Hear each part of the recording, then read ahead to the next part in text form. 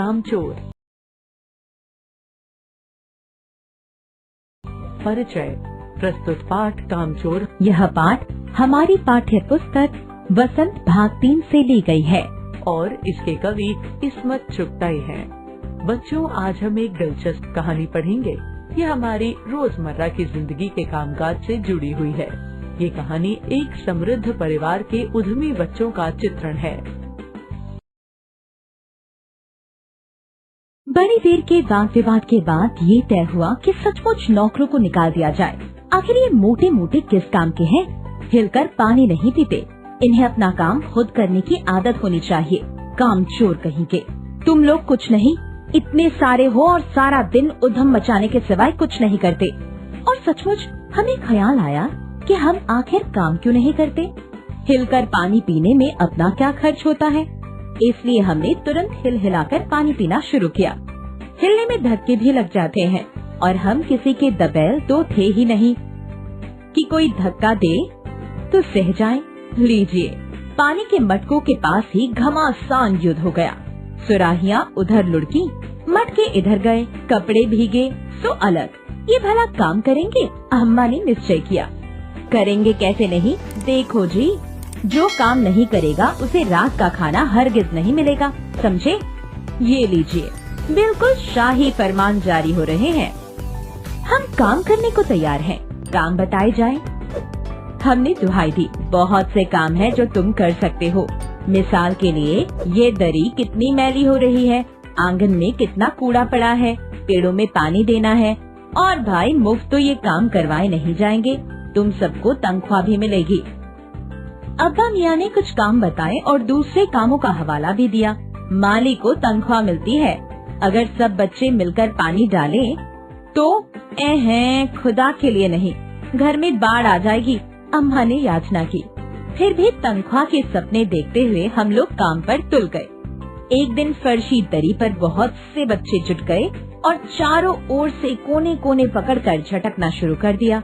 2-4 ने लकड़ियाँ लेकर धुआंधार पिटाई शुरू कर दी। सारा घर धूल से अट गया। खांसते खांसते सब बेदम हो गए।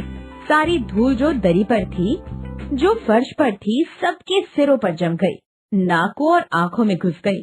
बुरा हाल हो गया सबका। हम लोगों को तुरंत आंगन में निकाला गया। वहाँ हम लोगों ने फौरन झाड़ू देने का फैसला किया। झाड़ू क्योंकि एक थी और तनख्वाह लेने वाले उम्मीदवार बहुत, इसलिए क्षण भर में झाड़ू को पुर्जे उड़ गए। जितनी सीके जिसके हाथ पड़ी, वो उनसे ही उल्टे सीधे हाथ मारने लगा। अम्मा ने सिर पीट लिया। भाई, ये बुजुर्ग काम करने दें तो इंसान काम करे, जब जरा जरा सी बात पर टोकने लगे तो बस हो चुका काम। असल में झाड़ू देने से पहले जरा सा पानी छिड़क लेना चाहिए। बस ये ख्याल आते ही तुरंत दरी पर पानी छिड़का गया। एक तो वैसे ही धूल से अटी हुई थी, पानी पड़ते ही सारी धूल कीचड़ बन गई। अब सब आंगन से भी निकाले गए। तय हुआ कि पेड़ों को पानी दिया जाए। बस सारे घर की बाल्टियां, लोटे, तसले, भगोने, पतीलियां लूट ली गईं। जिन्हें ये चीजें भी ना मिली, वो डोंगे, कटोरे और गिलास ले भागे। अब सब लोग नल पर टूट पड़े। यहाँ भी वह घमासान मची कि क्या मजाल जो एक बूंद पानी भी किसी के बर्तन में आ सके। ठूसम ठास, किसी बाल्टी पर पतीला और पतीले पर लोटा और भगोने और डोंगे। पहले तो धक्के चले, फिर कोहनियाँ और उसके बाद बर्तन। फौरन बड़े भाइयों, बहनों, मामुओं और दमदार मौसियों, फूफियों की कुमक भेजी गई।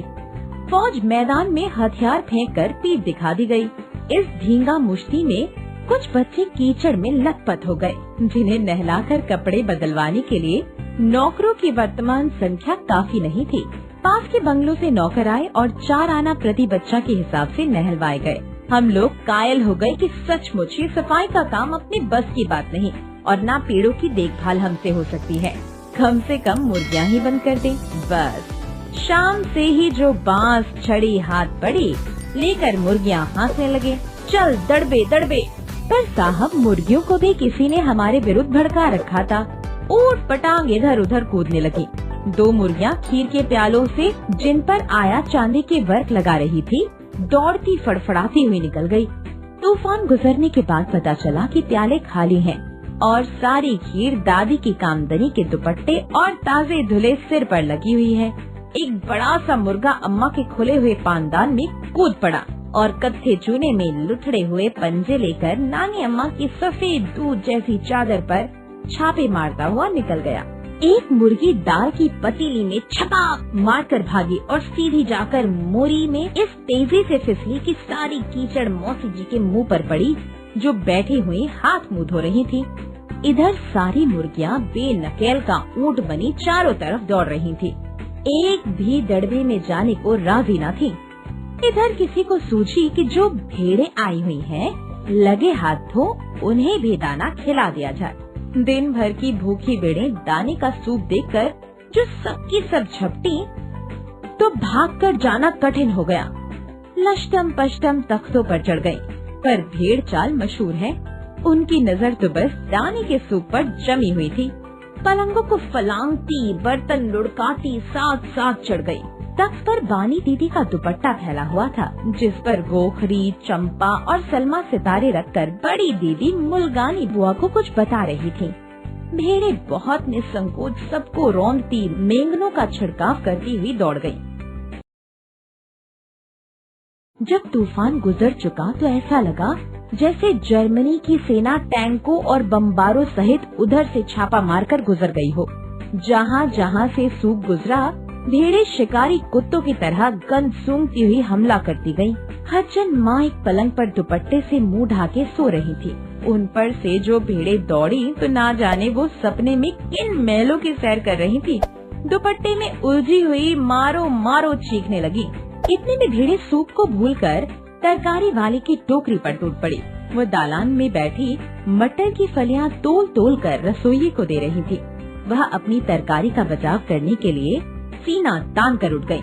आपने कभी भेड़ों को मारा होगा तो अच्छी तरह देखा होगा कि बस ऐसा लगता है जैसे रुई के तकिए को कूट रहे हो। भेड़ को चोट ही नहीं लगती, बिल्कुल ये समझकर कि आप उससे मजाक कर रहे हैं। वह आप ही पर चढ़ बैठेंगी। जरा सी देर में भेड़ों ने तरकारी छिलकों समेत अपने पेट की कड़ाही में झोंक दी। इधर ये प्रलय मची थी, उधर दूसरे बच्चे भी लापरवाह नहीं थे। इतनी बड़ी फौज थी जिसे रात का खाना ना मिलने की धमकी मिल चुकी थी। वे 4 भैंसों का दूध दूहने पर जुट गए। धुली बेधुली बाल्टी लेकर 8 हाथ चारों धनों पर पिल पड़े। भैंस एकदम जैसे चारों पैर जोड़कर उठी और बाल्टी को लात मारकर दूर जा खड़ी हुई। तय हुआ भैंस की अगाड़ी पिछाड़ी बांध दी जाए और फिर काबू में लाकर दूध दूह लिया जाए। बस झूले की रस्सी उतारकर भैंस के पैर बांध दिए। पिछले 2 पैर चाचा जी की चारपाई पर पाँव से बांध अगले 2 पैरों को बांधने की कोशिश जारी थी कि भैंस चौकन्नी हो गई। छूटकर जो भागी तो पहले चाचा जी समझे कि शायद कोई सपना देख रहे हैं। फिर जब चारपाई पानी के ड्रम से जा टकराई और पानी छलक कर गिरा तो समझे कि आंधी तूफान में फंसे हैं। साथ में भूचाल भी आया हुआ है। फिर जल्द ही उन्हें असली बात का पता चल गया और वो पलंग की दोनों पटियां पकड़े बच्चों को छोड़ देने वालों को बुरा भला सुनाने लगे। यहाँ बड़ा मजा आ रहा था। भैंस भागी जा रही थी और पीछे पीछे चारपाई और उस पर बैठे हुए चाचा जी। ओहो, एक भूल ही हो गई, यानी बछड़ा तो खोला ही नहीं, इसलिए तत्काल बछड़ा भी खोल दिया गया। तीर निशाने पर बैठा और बछड़े की ममता में व्याकुल होकर भैंस ने अपने हुरों को ब्रेक लगा दिए। बछड़ा तत्काल जुट गया। दूने वाले ग्लास कटोरे लेकर लपकी, क्योंकि बाल्टी तो छपाक से गोबर में जा गिरी थी। बछड़ा फिर बागी हो गया। कुछ दूध जमीन पर और कपड़ों पर गिरा। 2-4 धारे गिलास कटोरों पर भी पड़ गई। बाकी बछड़ा पी गया। ये सब कुछ मिनट की 3/4 में हो गया। घर में तूफान उठ खड़ा हुआ। ऐसा लगता था जैसे सारे घर में मुर्गियाँ, भेड़े, टूटे हुए तसले, बाल्टियाँ, लोटे, कटोरे और बच्चे थे। बच्चे बाहर किए गए। मुर्गियाँ बाग में हकाई गयी। मातम सा मनाती तरकारी वाली के आंसू पोछे गए और अम्मा आगरा जाने के लिए सामान बांधने लगी। या तो बच्चा राज कायम कर लो या मुझे ही रख लो, नहीं तो मैं चली मायके, अम्मा ने चुनौती दे दी। और अब अब्बा ने सबको कतार में खड़ा करके पूरी बटालियन का कोर्ट मार्शल कर दिया। अगर किसी बच्चे ने घर की किसी चीज को हाथ लगाया तो बस रात का खाना बंद हो जाएगा। ये लीजिए। इन्हें किसी करवट शांति नहीं। हम लोगों ने भी निश्चय कर लिया कि अब चाहे कुछ भी हो जाए, हिलकर पानी भी नहीं पिएंगे। सारांश। तो बच्चों, आज हमने देखा